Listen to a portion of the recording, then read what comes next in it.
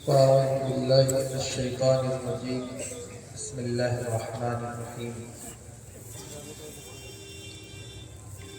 قل هل يستوي الذين يعلمون والذين لا يعلمون. صدق الله العلي العظيم وبلغنا رسوله النبي الأمين الكريم ونحن على ذلك من الشاهدين والشاكرين والحمد لله رب العالمين. وقال الله تبارك وتعالى في شان حبيبه الكريم: إن الله وملائكته يصلون على النبي يا أيها الذين آمنوا صلوا عليه وسلموا تسليما. الصلاة والسلام عليك يا رسول الله. الصلاة والسلام عليك يا نبي الله. الصلاة والسلام عليك يا حبيب الله وعلى آلك وأصحابك يا نور الله صلی اللہ تعالی علیہ وسلم. ممبر شریف پر جلوہ فراز جملہ علماء ذوی الاحترام، معزز طالبان علوم نبوت اور معزز سامعین و حاضرین خواتین اسلامیہ، السلام علیکم ورحمۃ اللہ تعالی وبرکاتہ. اللہ رب العزت کا فضل ہے، اس کی دی ہوئی توفیق سے ہم اور آپ آج ایک دارالعلوم کے صحن میں اس کے بینر کے نیچے جشن دستار بندی کے سیلیبریشن کی محفل میں اکٹھا ہیں. اللہ تبارک و تعالی آپ سب کے علم و عمل میں، آپ کے اساتذہ کے علم و عمل میں برکتیں عطا فرمائے. کارکنان کو بے شمار اجر عظیم عطا فرمائے. وقت کافی ہوا ہے اور یہ تقریر کا وقت بھی نہیں ہے.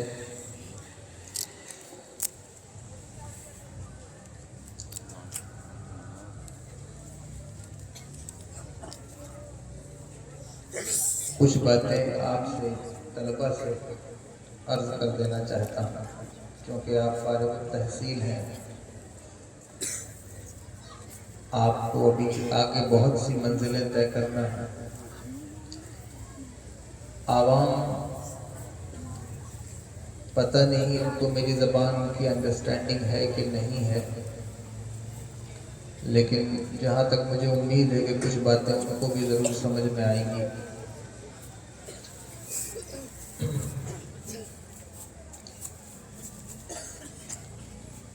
اللہ تبارک و تعالیٰ نے قرآن مجید میں ارشاد فرمایا کہ قُلْ هَلْ يَسْتَوِي الَّذِينَ يَعْلَمُونَ وَالَّذِينَ لَا يَعْلَمُونَ.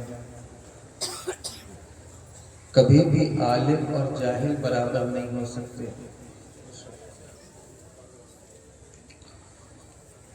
اس طرح کی اور بھی آیات قرآن پاک میں موجود ہیں. مثلا لا یستوی اصحاب النار و اصحاب الجنہ، جنتی اور جہنمی برابر نہیں،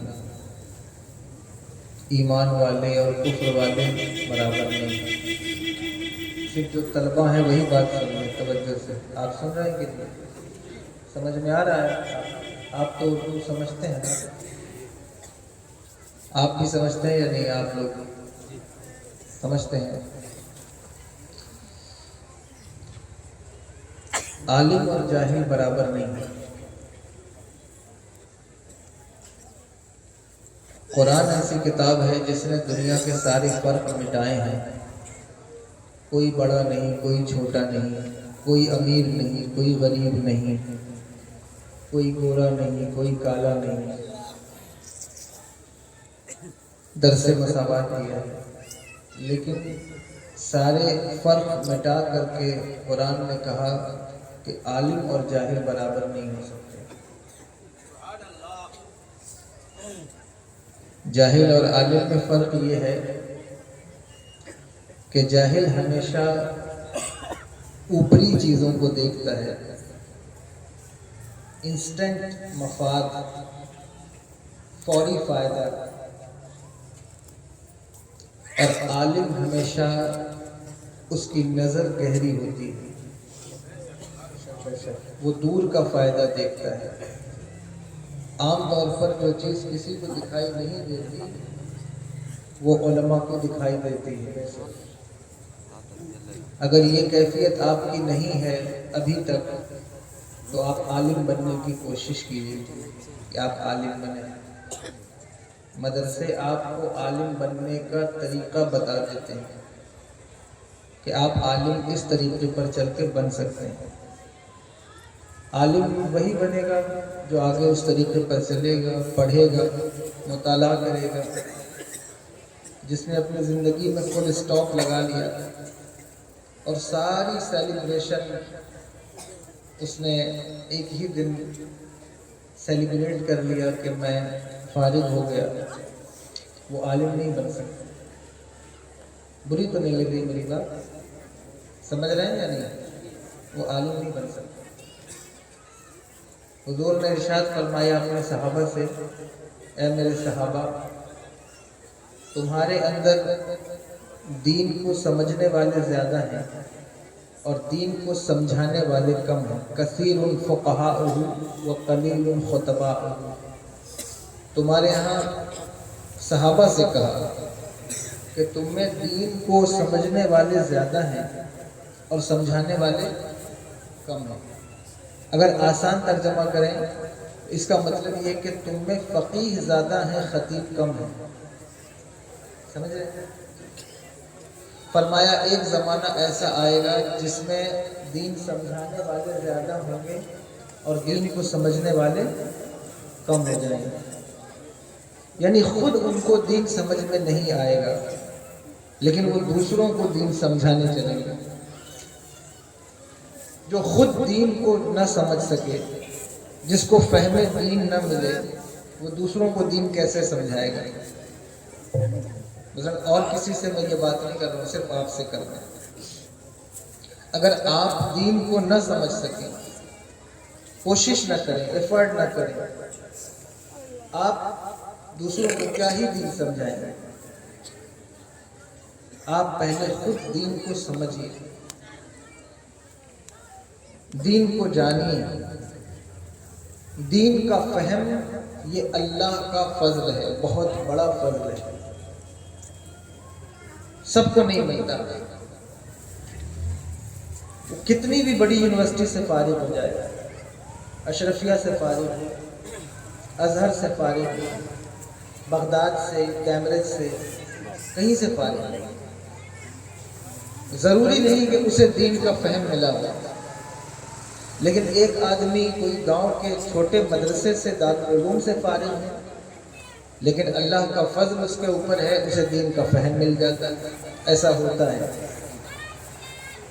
اور وہ اس کی زندگی میں، اس کے چال چلن میں، اس کی تنظیمات میں، اس کی تقریبات میں، اس کی خدمات میں، اس اپیرنس کو آپ محسوس کریں گے، اس کو آپ دیکھیں گے کہ یہ آدمی دین سمجھنے والا ہے اور یہ آدمی دین کی فہم سے کورا ہے، کچھ نہیں ملا اس کو۔ سمجھ رہے ہیں؟ آ رہی بات سمجھ؟ ایسا ہوتا ہے، دین کو سمجھنے والے کم لوگ، اور لوگ دین کو سمجھنا بھی نہیں چاہتے، اسی لیے ہمارے یہاں خطیب زیادہ بنتے ہیں۔ مثلا آپ مجھ کو بھی سمیٹ لیں، میں اپنے آپ کو باہر کر کے نہیں یہ بات کرتا۔ خطیب آپ کو زیادہ ملے گا، نقیب آپ کو زیادہ ملے گا، شاعر جس کو شین کا تلفظ بھی نہیں پتا تو وہ شاعر ہے۔ برا مت مانیے گا، مطلب کسی کی تذلیل نہیں کر رہا، یہ آپ بیٹھے ہیں سامنے تو آپ سے چند باتیں کر لے رہا ہوں، ورنہ وقت زیادہ ہوا ہے۔ اور ہم لوگوں کے ساتھ مسئلہ یہ ہے کہ اتنی دیر اسٹیج میں بیٹھ نہیں پاتے، وجہ یہ ہے کہ خطابت ہمارا پیشہ نہیں ہے۔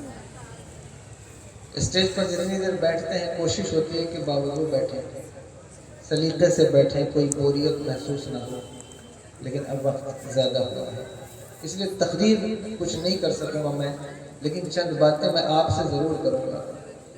اگر میں آپ سے بھی باتیں کیے بغیر چلا گیا تو مجھے یہ یہاں آنا کھل جائے گا، اس لیے چند باتیں آپ سے کر رہا ہوں کہ جس کو کچھ بھی نہیں پتا وہ خطیب ہے، وہ شاعر ہے۔ ہماری قوم میں مصنف پیدا ہونا بند ہو گیا، مدرس پیدا ہونا بند ہو گیا، مدرس نہیں ملے گا کوئی، مصنف نہیں، اور اگر ہے بھی تو اب چیزوں کے معاملات دین کے مفاد کو سامنے رکھنے کے بجائے ذاتی مفاد کو سامنے رکھنا ہو گیا ہے۔ مثلا ایک آدمی کتاب لکھ رہا ہے، میں اس کی نیت پہ شک نہیں کرتا، اچھی بات ہے، مشق کرے گا، کتاب لکھے گا، عادت بنے گی وغیرہ، لیکن جس چیز کی ضرورت ہے اگر اس میں گہرا علم صرف ہونا ہے، کوئی ریسرچ درکار ہے، وہ اس کی طرف نہیں جائے گا، وہ کوشش کرے گا کہ میرے نام ایک کتاب تو ہو جائے، لیکن یہ کوئی ضروری نہیں ہے کہ میں اتنا گہرا مطالعہ کروں پھر ریسرچ کروں تاکہ اس چیز سے قوم کو فائدہ ہو سکے۔ اس بات کو سمجھیے، آپ فارغ ہو رہے ہیں، فارغ ہونے کا مطلب یہ ہے کہ آپ آگے عالم بن سکتے ہیں اگر آپ کوشش کریں، محنت کریں، آپ بن سکتے ہیں، کوشش کریں تو یہ کام ہو سکتا ہے۔ ضروری نہیں کہ سب کوشش کریں، لیکن اگر آپ میں سے دو چار بھی کوشش کر لیں کہ ہمیں دین کا فہم حاصل کرنا ہے، دین سمجھنا ہے، تو آپ کے اوپر راستے آسان ہو جائیں گے، دروازے کھل جائیں گے۔ ہمارے بزرگوں نے بہت محنت کی دین پھیلانے میں، دین سیکھنے میں، دین سکھانے میں بہت محنت کی۔ کوئی 8 سال پڑھ کر کے ہم مدرسے سے فارغ ہوتے ہیں یا تو اس کا مطلب قطعاً یہ نہیں ہے کہ ہم نے سب کچھ پڑھ لیا، کیا ہی پڑھتے ہیں۔ آپ غور کریں کہ ہم نے کیا ہی پڑھا ہے۔ مدرسوں نے ہمیں ایک سہارا دیا ہے کہ دیکھو آپ ایسے پڑھ سکتے ہو، آگے بڑھ سکتے ہو۔ اب آپ اس کے بعد پیر بن جائیں، خطیب بن جائیں، شاعر بن جائیں، یا آپ کے پاس ایک یہ طریقہ ہے کہ آپ اچھے عالم بن جائیں۔ آپ پڑھنا شروع کر دیں، بزرگوں کو پڑھیے، تفسیر کی کتابیں پڑھیے، حدیث کی کتابیں پڑھیے، تاکہ آپ کو دین کا فہم آئے، اور جو اس وقت آپ کے یہاں اچھا عالم میسر ہو اس کی صحبت اختیار کیجیے، اس کی تقریر، اس کی واعظ و نصیحت، اس کی درسگاہوں سے جتنا آپ استفادہ کر سکتے ہیں کریے، لیجیے۔ یہ عالم بننے کا طریقہ ہے۔ حضرت عبد الرحمن ابن قاسم بہت بڑا نام ہے مالکیہ میں، ان کی شادی ہو گئی تو ان کو تڑپ پیدا ہوئی کہ میں علم حدیث حاصل کروں۔ اپنی بیوی سے اجازت لے کر 2 سال کے لیے مدینہ شریف آئے حضرت امام مالک کی بارگاہ، علم حاصل کر، اور جب انہوں نے پڑھا تو 4 سال کب گزر گئے پتہ ہی نہیں چلا۔ اپنی بیوی کو خط لکھا کہ تم آزاد ہو، چاہو تو نکاح کر لو کسی اور سے، میں نہیں آ سکتا، اس لیے نہیں آ سکتا کہ جو میں نے پڑھا ہے وہ کافی نہیں ہے، اور میں چاہتا ہوں کہ میں مزید پڑھوں تاکہ میں دوسروں تک یہ بات پہنچا سکوں۔ ان کی بیوی نے کہا کہ آپ جب عالم نہیں تھے تو میں آپ کی بیوی تھی، اب آپ عالم ہیں تو آپ کی بیوی کیوں نہیں رہی؟ اس لیے آپ اطمینان سے پڑھیے، میں انتظار کروں گا۔ 17 سال گزر گئے، جب وہ آئے تھے تو ان کی بیوی حمل سے تھی، ان کا بیٹا پیدا ہوا، وہ 17 سال کا ہو گیا۔ ان کے بیٹے حج کرنے آئے تو اپنے والد سے ملنے حضرت امام مالک کی بارگاہ میں آئے ملاقات کے لیے۔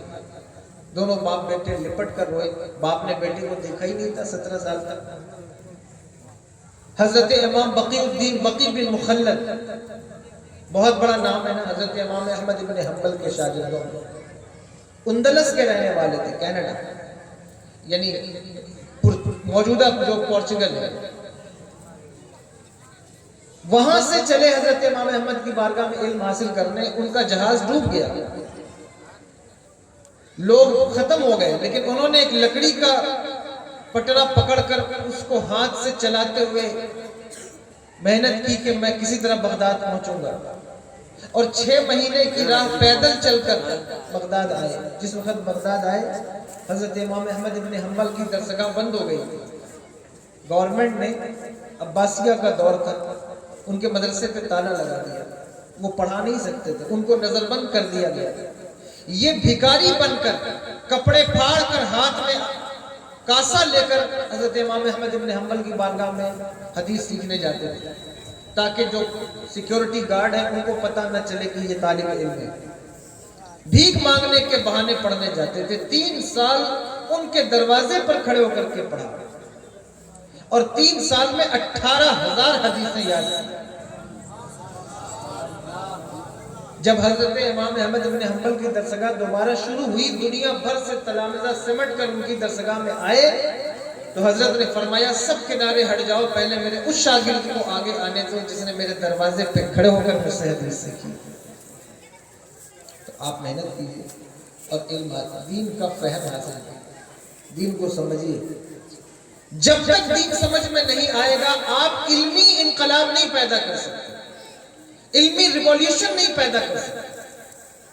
ایک طلبہ کو نہیں 100 طالب علموں کو آپ پڑھائیں, لیکن اگر آپ کو ادعو الی سبیل ربک بالحکمت والموعظۃ الحسنہ کی تفسیر یہاں اور یہاں نہیں آئی, علمی ریولیوشن پیدا نہیں ہوئی کسی شہر میں, کسی قریے میں. وہ تبھی پیدا ہوگا جب ہمارے اندر دین کا فہم ہے. آپ حضور صلی اللہ علیہ وسلم شریعہ نام سنا ہے؟ نام سنا ہے؟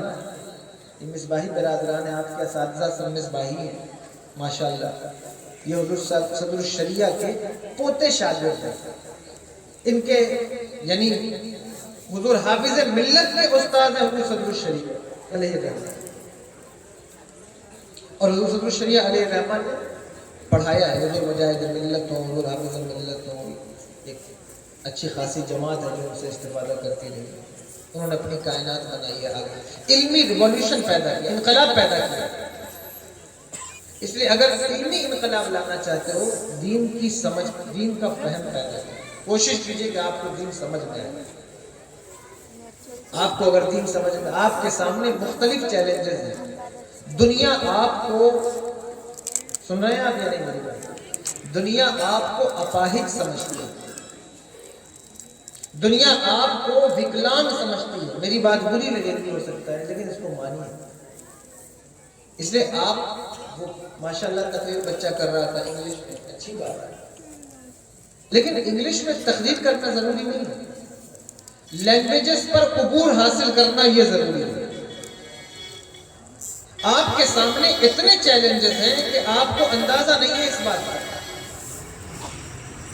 کتنے چیلنجز آپ کے سامنے. یہ جو امت آپ کے پیچھے بیٹھے ہوئے ہیں جن کو میری بات پتہ نہیں سمجھ میں آ رہی ہے نہیں آ رہی ہے, لیکن ان کا بھروسہ اگر کسی پر ہے آپ پر ہے, آپ پر ہے. شہر کا صدر, شہر کا سیکریٹری, کوئی انتظامیہ مسجد بنا سکتی ہے, مدرسہ قائم کر سکتی ہے, لیکن وہ قوم کو بربادی کے گڈھے سے نکال نہیں سکتی. صدر ہو, سیکریٹری ہو, انتظامیہ ہو, کمیٹی ہو, چیئرمین ہو, پارشد ہو, ایم ایل اے ہو, ودھایک ہو, ایم پی ہو, پرائم منسٹر ہو, وہ کوئی فلاحی کام کر سکتا ہے, لیکن آپ کی قوم کو اگر اس اندھیرے سے کوئی نکالے گا آپ ہی نکالے گا. یہی چراغ جلیں گے تو روشنی ہے.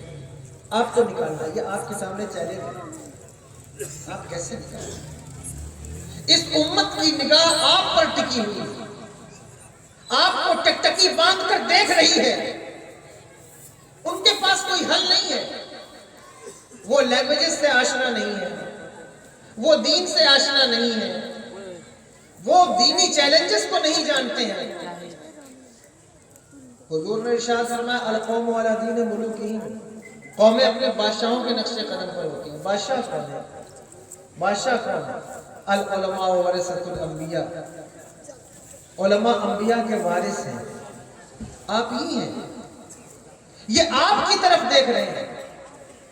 اگر آپ نے مدرسوں میں اپنا ٹائم برباد کر دیا 8 سال, علم حاصل کرنے کے بعد بھی آپ نمازی نہ بن سکے, علم حاصل کرنے کے بعد بھی آپ کی نظریں خطا کرتی رہی, علم حاصل کرنے کے بعد بھی آپ امام بننے کے بعد ایک دوسروں کی حسد, بغض اور عناد میں زندگی کو گزار رہے, اسٹیج پر, ممبر و محراب پر ایک دوسرے کے اوپر کیچڑ اچھال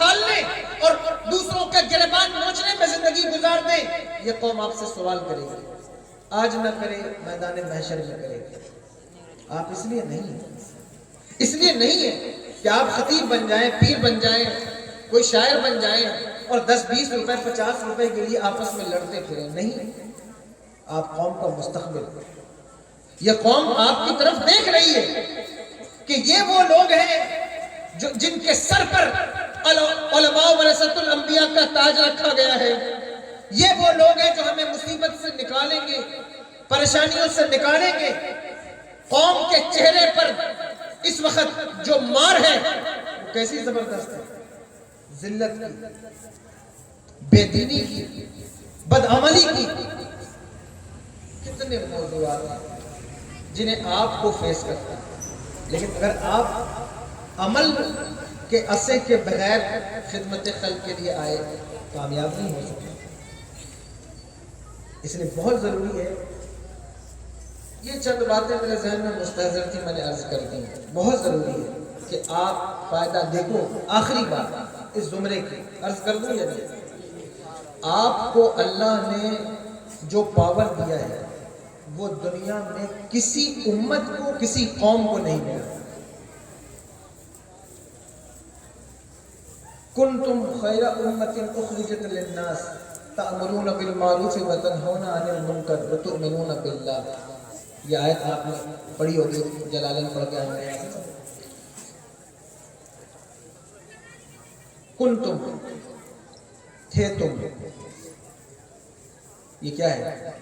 کانا یکون، اگر کوئی قرینہ صارفہ نہ ہو کس پر دلالت کرتا ہے؟ ماضی پر کرتا ہے۔ تھے تم بہترین امت، اخرجت للناس، تمہیں نکالا گیا ہے کس لیے؟ للناس۔ للناس میں جو لام ہے نا یہ استغراقی ہے، سمجھ رہے ہیں؟ اور الناس میں بھی ایک لام ہے، سمجھ رہے ہیں؟ انکلوسیو، اس کو کہتے ہیں لام انتفاعی، فائدہ دینے والا۔ اس کا مطلب کیا ہے؟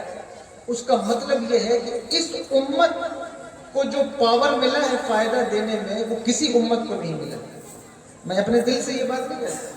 قاضی اسلام اللہ پانی پتی مظہری رحمۃ اللہ تعالی علیہ تفسیر مظہری میں لکھتے ہیں رجال هذه الامه اکثر ارشادا واقوى تاثیرا فی الناس بالجذب الى اللہ سبحانہ وتعالی۔ اس امت کے رجال کو، رجال سے مراد مردان حق کو، اس امت کے علماء کو اللہ نے جو اختیار دیا ہے، ان کے پاس جو قوت کشش ہے وہ دنیا کی کسی قوم کے پاس وہ قوت کشش نہیں، کسی امت کے پاس وہ قوت کشش نہیں۔ آپ جتنا لوگوں کو اٹریکٹ کر سکتے ہیں، آپ جتنا لوگوں کو اپنی طرف کھینچ سکتے ہیں، آپ جتنا لوگوں کو اپنی طرف جمع کر سکتے ہیں، آپ جتنی تبلیغ کر سکتے ہیں، دنیا کی یعنی کسی امت میں ایسے مرد موجود نہیں جو یہ کام کر سکتے۔ دلیل دوں؟ ایک اکیلا مرد قلندر ہندوستان کی زمین پر قدم رکھے تو 90 لاکھ لوگوں کو اپنے دامن کرم سے وابستہ کر دے۔ یہ مثال اگر انبیاء کی زندگی میں ملی ہو تو مجھے بتاؤ، میں انبیاء کا گستاخ نہیں معاذ اللہ، لیکن امت محمدیہ کے رجال کی فضیلت میں یہ بات ہے، یہ کتنی بڑی بات ہے۔ شہزاد الزام کے اندر ابن احمد حنبلی نے لکھا ہے، غوث اعظم کی محفل میں، ایک محفل میں 50 ہزار یہودی ایمان لاتے تھے۔ 50 ہزار یہودی مطلب اگر 1 کروڑ مشرک ایمان لائے نا تو یہ چھوٹی بات ہے، تو 50 ہزار یہودی ایمان لائیں یہ بڑی بات ہے۔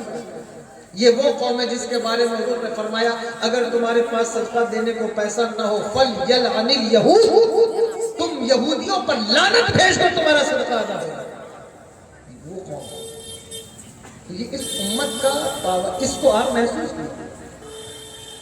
اگر وقت ہوتا تو میں اس پر گفتگو کرتا ہوں، گفتگو تو بے ترتیب ہے، یعنی اس میں کوئی سلیقہ نہیں ہے، اس وقت ہو بھی نہیں پائے گا، لیکن آپ اس بات کو غور کریں کہ آپ کے پاس وہ پاور ہے۔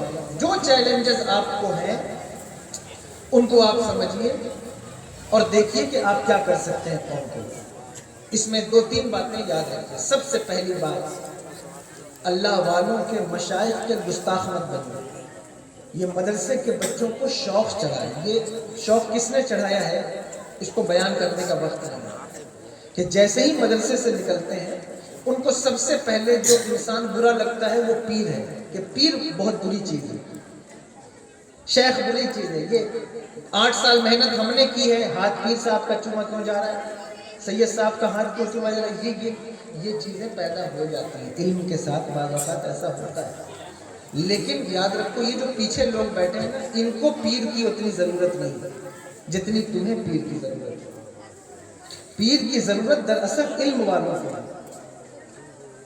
وہ جاہل لوگ ہیں جو کہتے ہیں پیر کی ضرورت نہیں، جو عالم ہوگا اسے پیر کی ضرورت ہے۔ مولوی ہرگز نہ شد مولائے روم، تا غلام شمس تبریزی نہ شد۔ مولوی اس وقت تک مولا نہیں بنتا، مولائے روم نہیں بنتا جب تک اسے کوئی شمس تبریز جیسا شیخ کامل نہ مل جائے۔ جو پیر کی ضرورت کو محسوس کرے اسے محبوب الہی کہا جاتا ہے۔ جو پیر کی ضرورت کو محسوس کرے، چلو یہ صوفیہ کی جماعت ہے، علماء کی جماعت میں دیکھو، جو پیر کی ضرورت محسوس کرے اسے امام شافعی کہا جاتا ہے۔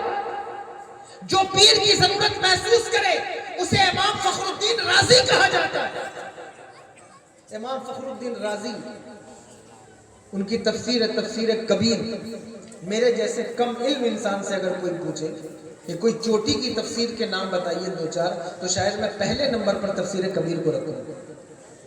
امام فخر الدین رازی، ان کی عمر تھی 49 ایئر، 49 سال۔ وہ آئے مکہ شریف، تو مکہ شریف میں ایک اللہ والا جس کی عمر محض 30 سال ہے، دنیا اسے شیخ اکبر محی الدین ابن العربی کہتی رضی اللہ تعالیٰ عنہ۔ وہ مکہ شریف میں خانہ کعبہ کے غلاف کے سائے میں بیٹھ کر فتوحات مکیہ لکھ رہے ہیں، اپنے مشاہدات و واردات کو نوٹ کر رہے تھے۔ امام فخر الدین رازی آئے، وہ بہت بڑے امام تھے، مفسر اتنے بڑے۔ مکے میں شور ہو گیا کہ آج امام صاحب آئے ہیں۔ جیسے ہی خانہ کعبہ میں آئے، لوگ اٹھ کر ملاقات کے لیے گئے۔ شیخ اکبر ان سے عمر میں چھوٹے ہیں لیکن ملاقات کے لیے نہیں گئے، تو امام فخر الدین رازی کی نظر پڑ گئی۔ فرمایا یہ کون ہے جو مجھ سے ملاقات کے لیے نہیں آئے؟ لوگوں نے کہا پتہ نہیں، ایک نوجوان ہے دن رات لکھتا رہتا ہے۔ امام فخر الدین رازی کی زبان سے نکلا، ایسے لوگ جو علماء کا احترام نہیں کرتے وہ کل انعام ہوتے ہیں۔ جیسے ہی یہ جملہ کہا، شیخ اکبر کی نظر اڑ گئی اور امام فخر الدین رازی کی آنکھوں میں آنکھیں ٹکرا گئی، چلے گئے۔ دوسرے دن صحن کعبہ میں ممبر لگا کہ امام فخر الدین رازی تقریر کریں گے، اور وہ ممبر پر آئے۔ اس وقت بھی شیخ اکبر بیٹھ کر لکھ رہے ہیں، لیکن امام فخر الدین رازی چاہتے ہیں کہ کچھ بولے، زبان سے کچھ نکلتا ہی نہیں۔ جب نہیں نکلتا پریشان ہو گئے کہ یا اللہ یہ سارا علم گیا کہاں، ہوا کیا؟ سمجھ میں آیا کہ شاید میں نے اس نوجوان کی کوئی بے ادبی کر دی ہے۔ روتے ہوئے ان کے پاس تشریف لائے، 2 زانوں بیٹھ گئے۔ تو حضرت شیخ اکبر نے فرمایا ہم جیسے کلانام کے پاس آپ کا کیا کام ہے؟ تو فرمایا مجھے معاف فرمائیں، میں معافی چاہتا ہوں۔ تو شیخ اکبر جس قلم سے فتوحات مکیہ لکھ رہے تھے اسے اٹھا کر کے امام فخر الدین رازی کی زبان پر رکھا، فرمایا وَعَلَّمْنَا وَمِن لَّدُنَّا عِلْمًا۔ امام رازی کہتے ہیں میں نے جو کچھ لکھا ہے وہ اپنے علم سے نہیں لکھا، شیخ اکبر کی قلم سے لکھا ہے۔ جب آپ شیخ کو تلاش کر، یہ اس لیے میں نے کہا کہ آج کل طلبہ یہ سمجھتے ہیں یہ پیری مریدی صوفیوں کا کام ہے، نہیں، یہ علماء کا کام ہے۔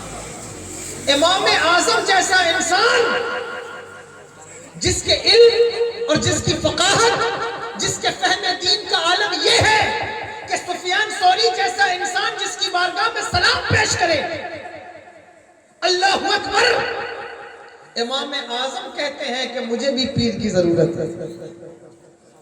لولا السنتان لہلک النعمان، یہ جملہ آپ کو ایسے ہی پڑھ لیتے ہیں، لیکن کبھی آپ سوچئے کہ وہ امام جعفر الصادق کی بارگاہ کے 2 سال امام اعظم کو کیا ملا ہے۔ اس لیے شیخ تلاش کیجیے، اور کسی شیخ کی توہین جو بظاہر کوئی شرع سے متصادم نہ ہو یعنی ایک تو وہ شیخ ہے کہ جو واقعی اس طریقے کی حرکت کر رہا ہے کہ وہ شریعت کو فائدہ پہنچانے کے بجائے نقصان پہنچا رہا ہے، وہ شیخ ہی نہیں۔ لیکن ایک وہ ہے کہ زبردستی آپ اس کے بارے میں کبھی کچھ لکھتے ہیں کبھی کچھ کرتے ہیں، یہ نہ کریں۔ بزرگوں کا ادب کریں، مشائخ کا ادب کریں۔ جب تک آپ ادب نہیں کریں گے انسان نہیں بن سکتے۔ حضرت عبداللہ ابن عمر کا جملہ یاد رکھیے رضی اللہ تعالیٰ عنہ، فرمایا لا یکون الرجل عالما حتی لا یحسد من دونہ ولا یحقر من تحتہ۔ انسان اس وقت تک عالم نہیں بنتا جب تک کہ وہ اپنے بڑوں کا حسد اپنے دل سے نہ نکال لے اور اپنے چھوٹوں کی تحقیر اپنے دل سے نہ نکالے۔ اگر آپ سے کوئی چھوٹا ہے اس کو حقیر مت جانا، کوئی کم علم ہے اس کو حقیر مت جانا، کوئی بڑا ہے اس کا ہاتھ چوما جاتا ہے اس کی عزت ہوتی ہے، اس سے حسد نہ کرنا۔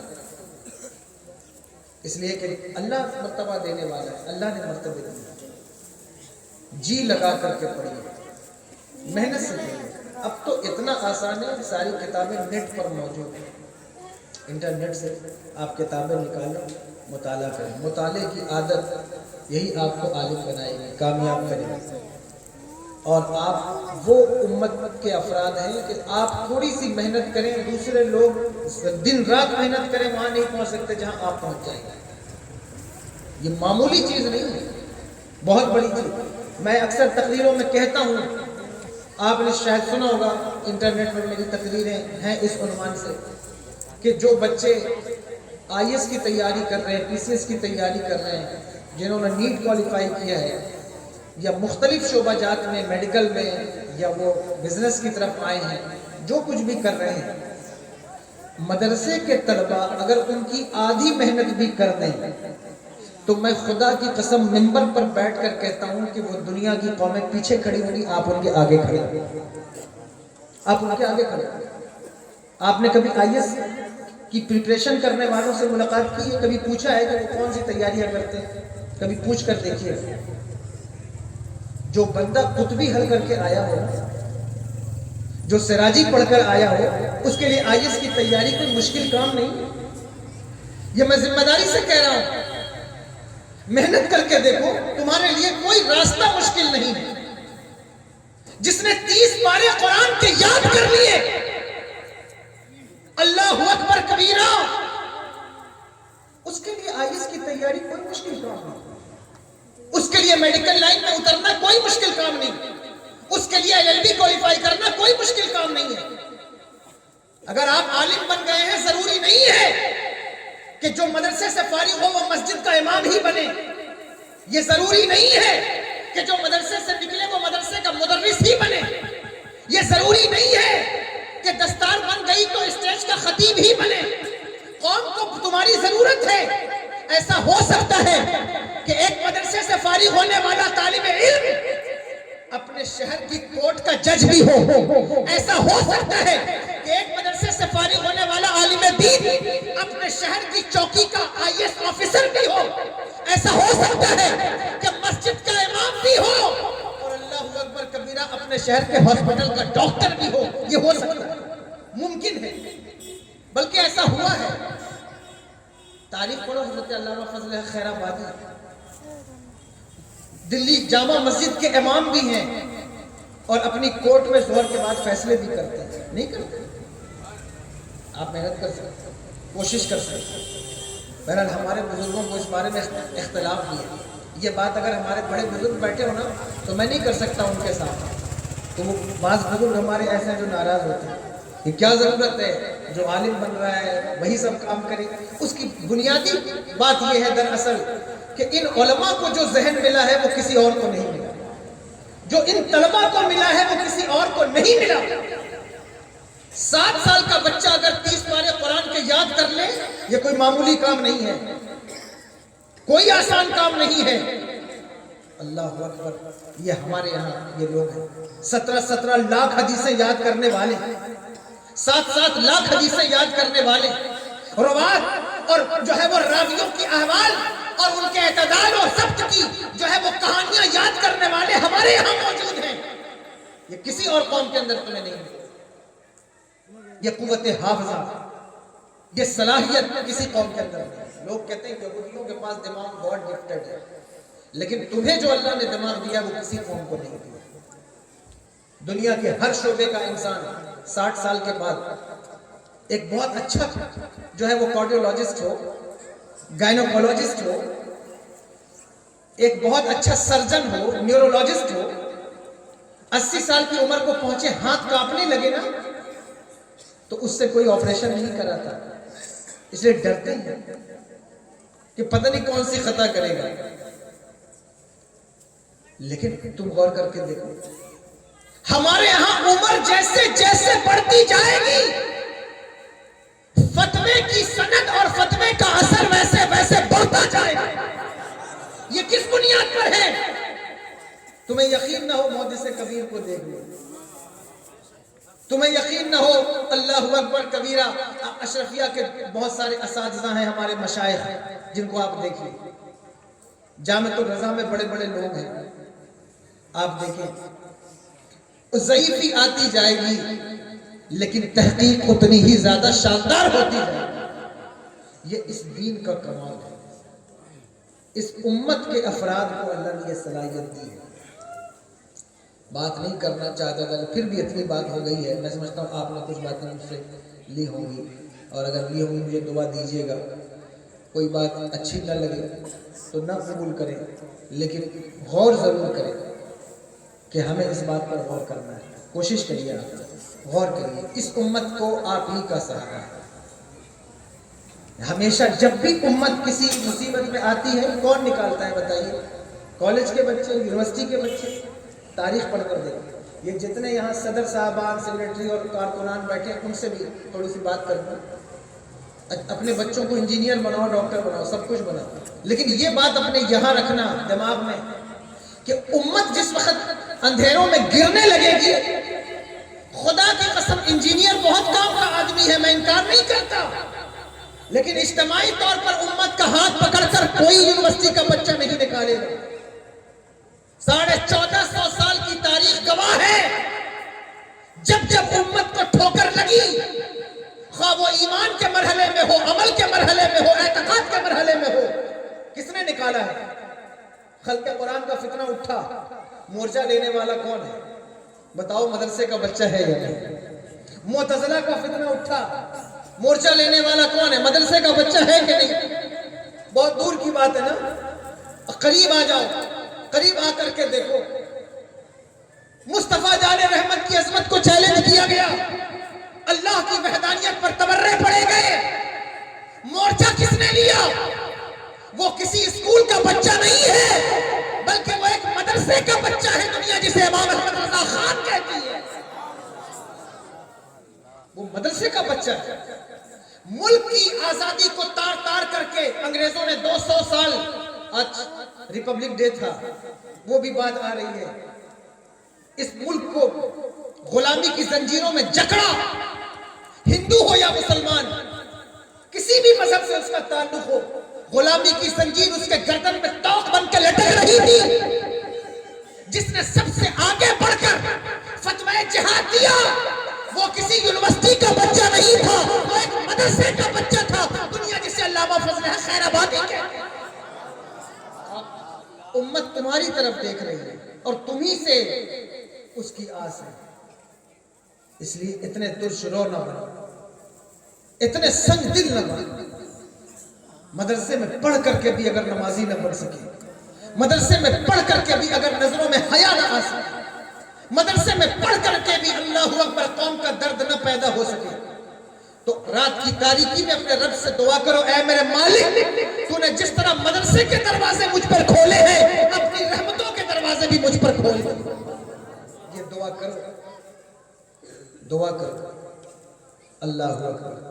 یہی چراغ جلیں گے تو روشنی ہوگی, انہی چراغوں سے روشنی. آپ ہی مستقبل ہیں, اور صرف محض ہم نے آپ کو دیکھ کر کے اتنی تقریر کر دی ہے, ورنہ میں کوئی شکوہ یا گلہ نہیں کر رہا. مفتی صاحب قبلہ کو نہیں پتا ہوگا میرے بارے میں, یا وہ نہیں سمجھ پائے ہوں گے. بہرحال میں دیر تک بیٹھا رہا اور ان کی کاوش دیکھ کر مجھے خوشی ہوئی الحمدللہ کہ یہ لوگ ماشاءاللہ اتنا بڑا ادارہ چلا رہے ہیں ایسے ماحول میں. اللہ تعالیٰ علم سلامت رکھے. لیکن آپ کو دیکھ کر کے میں نے اتنی باتیں کی کہ اللہ آپ کو عالم، یہ دیکھو آخری بات، عالم فوری چیزوں کو نہیں دیکھتا، اس کی نظر دور دیکھتی ہے، عمیق گہرا۔ لا کیا ہے، قل هل يستوي الذين يعلمون والذين لا يعلمون، عالم اور جاہل برابر نہیں۔ آپ یہاں کسی سے پوچھو عالم جاہل میں کیا فرق ہے، وہ بھی 5 فٹ کا، تم بھی 5 فٹ کے، اس کو بھی داڑھی، تمہیں بھی داڑھی۔ کسی جاہل سے آپ پوچھیے، ایک لکیر کھینچیے، یہ ایک لکیر ایک کاغذ پہ کھینچیے، اس کے آگے ایک اور لکیر کھینچیے، کسی جاہل سے پوچھیے ان دونوں لکیروں میں کیا فرق ہے، وہ کہے گا یہ بھی ایک ہے، یہ بھی ایک ہے، جتنی روشنائی اس میں خرچ ہوئی اتنی روشنائی اس میں خرچ ہوئی، جتنی جگہ اس نے گھیری اتنی جگہ اس نے گھیری ہے، برابری کا اصول تو یہی ہے۔ لیکن کسی صلاحیت مند آدمی سے پوچھو، وہ کہے گا یہ جو پہلے والی لکیر ہے یہ اکائی ہے، یہ جو اس کے بعد والی لکیر ہے یہ دہائی ہے، یہ اس سے 10 گنا آگے ہے۔ ایک اور لکیر کھینچ دو، وہ اس سے 100 گنا آگے ہوگی۔ دیکھنے میں کوئی چیز ایک جیسی ہو اس کا مطلب یہ نہیں کہ وہ برابر ہے۔ قل هل يستوي الذين يعلمون والذين لا يعلمون، عالم اور جاہل برابر نہیں ہے۔ دنیا میں ہو سکتا ہے وہ ایک ساتھ بیٹھ جائیں، وہ ایک ساتھ کھڑے ہو جائیں، ایک مقام پر آ جائیں، لیکن عالموں کی منزل الگ ہے اور جاہلوں کی منزل الگ ہے۔ اس لیے عالم بنیے، ان پڑھ نہ، پڑھے لکھے بنیے۔ دنیا آپ کو برباد کرنا چاہتی ہے، اے آئی کا فتنہ اس وقت ایسا زبردست فتنہ ہے، اگر آپ تھوڑی سی بھی محنت کریں، کتابوں کو پڑھیں، اپنے بزرگوں کو، حدیثوں کو پڑھیں، تو آپ کو پتہ چلے گا کہ ہم قیامت کے کتنے قریب ہیں۔ یہ آرٹیفیشل انٹیلیجنس اے آئی کا یہ سیکنڈ لیول ہے جو ہمارے سامنے ہے، اس کا 40واں ورژن آتے آتے دجال آ جائے گا۔ یہ میں اپنی بات ہے، اس کو کوئی قول فیصل مت مانیے گا، لیکن یہ فتنے ہمارے سامنے ہیں، ہمیں ان سے نپٹنا ہے۔ علم کی ضرورت ہے، بزرگوں کو پڑھنے کی ضرورت ہے، اللہ والوں کی چوکھٹ پر آنے کی ضرورت ہے، ان سے استفادہ کی ضرورت ہے۔ اپنے بزرگوں سے حسد نہ کرو، ان کے عیب مت تلاش کرو، بلکہ جو بزرگ ہیں ان کی تعظیم کرو، اپنے اساتذہ کی تعظیم کرو، عزت کرو۔ جتنا زیادہ آپ باحیا ہوں گے، با ادب ہوں گے، اتنا ہی زیادہ آپ کامیاب ہوں گے۔ جو جتنا بے ادب ہوتا ہے وہ اتنا ہی بدنصیب ہوتا ہے، اور جو جتنا مؤدب ہوتا ہے وہ اتنا ہی زیادہ کامیاب ہوتا ہے۔ اس لیے مؤدب بننا، یہ دور کا فتنہ ہے، آپ کو بے ادب بنانا۔ لوگ سیلف کانفیڈنس کے نام پر، اویئرنیس کے نام پر بچوں کو بے ادب بنانا نہیں۔ کانفیڈنس الگ چیز ہے، ادب الگ چیز ہے۔ ادب سیکھیں، ادب، دولت کے پیچھے بھاگنا اور دولت کی وجہ سے مایوس ہونا۔ باب العلم کا قول یاد کرو، ردینا قسمتا جباری فینا لنا علم وللجہال مال فإن المال يفنى عن قریب وإن العلم يبقى لا يزال۔ ہم اللہ کی تقدیر پر راضی ہیں، اللہ نے ہمیں علم دیا ہے، جاہلوں کو مال دیا ہے۔ مال عن قریب فنا ہو جائے گا، لیکن علم فنا ہونے والی چیز نہیں ہے۔ اس لیے علم کی طرف محنت کیجیے۔ لمبی بات میں نے کر لی، اللہ سے دعا ہے میرے بولنے میں کوئی غلطی ہو گئی ہو اللہ معاف فرمائے۔ استغفر اللہ ربی من کل ذنب واتوب الیہ، اشہد ان لا الہ الا اللہ واشہد ان محمد عبدہ ورسولہ وما علینا الا البلاغ۔